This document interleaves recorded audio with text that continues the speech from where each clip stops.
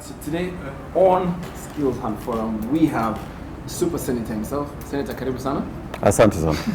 So Senator, let's just straight away get into it. Vijana wanalia hakuna kazi. Young people are saying there's no opportunities out there. As a senator, what do you think the Senate is doing to ensure that young people have opportunities, for themselves in this day and age when it comes to this current economy in this country? Well, the Senate is a legislative body, and when it comes to issues of employment, it is the executive which is the driving force. And I would agree with you that unfortunately the youth in Kenya are finding themselves in a rather awkward position. And the youth in Kenya, it must be said, are one of the most educated groups you can find anywhere in the continent. But as a Senate, we got a lot of young senators, and the issues about youth keep on coming. And I think we may have to bring legislation to ensure that certain category of people who attain a certain age should not be given jobs in the public service, particularly when there are people who have retired. Let's talk about that, the whole appointment issue, because young people are talking about how constantly people are saying you need to upskill, you need to get the right skills. Yet when they achieve and attain these particular skills, we see that there's this common trend where government, the executive, keeps on appointing or reappointing what I can say, people that are from the past.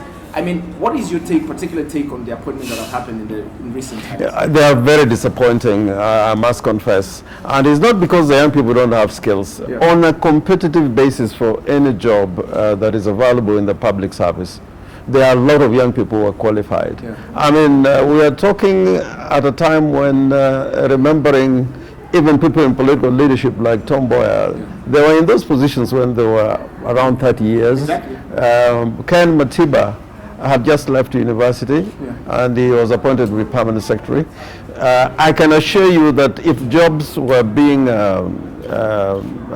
appointments for jobs were being made in the public service on the basis of skills and qualifications, you would have a lot of young people in those jobs. But I'm afraid skills don't really matter in this country. In this country. Is that something that makes you sad, or is it something that you think there's something that the young people need to do to take themselves to the next level, or what is it that young people should? It makes me sad because a country cannot progress and register prosperity if the young people are being left behind. The working force in this country, the people who go out there in the fields, who go in the factories, and you go on the roads who are working, on construction sites. Most of them are people who are below the age of 30 or even younger. People like talking about people who are 35 or so. But a lot of the biggest sector in our population are people, working population, are people who are between the ages of 18 to 30. A recent daily said, alleged, that 20,000 people have lost their jobs in this year, 2019. And we've seen in recent times, government has been talking about TVET and the importance of TVET. What is your take on TVET? And is this the future? When you look at the future of work, is TVET the direction that we should be taking as a government or as a country? Or is there something else that we're supposed to do that we're not doing in this? I think TVET may deal with part of the problem. You give people skills that they can use for self-employment and probably get jobs that they would otherwise not get if they didn't have those skills. Because just classroom distinctions and qualifications sometimes don't really sell in the job market. 100%. But unless the economy is expanding, it's very difficult that having these vocational training and technical institutes will translate into young people getting jobs. The government has a responsibility to make sure that the economy expands in the right areas. And although you find that in some of these sectors like construction and the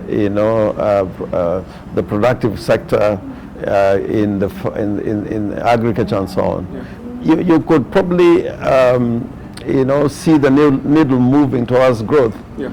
But it's not growth that is really translating into jobs for the youth who are being trained in TVET and other technical institutions. So the economy must expand and expand for job creation. The economy must expand and expand for job creation. Yeah. But finally, the executive has not been all that bad, if I can use that word.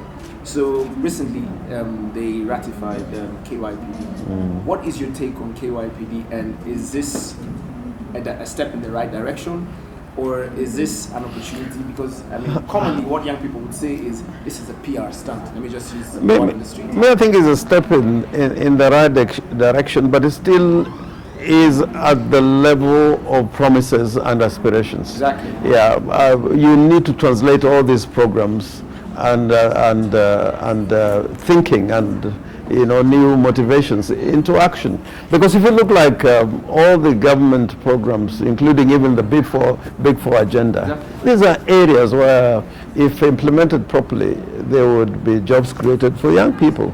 But I'm afraid that they're just promises, and after a while, they rot in the shelves. Well, okay. The theme for this year is transforming education for youth employment. So finally, I'd like you just to look at the camera and talk to these young people of this country when it comes to opportunities.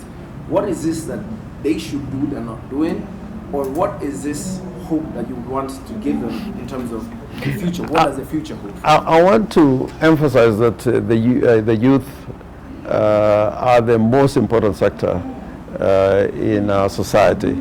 It's not just the future that belongs to them, the present belongs to them.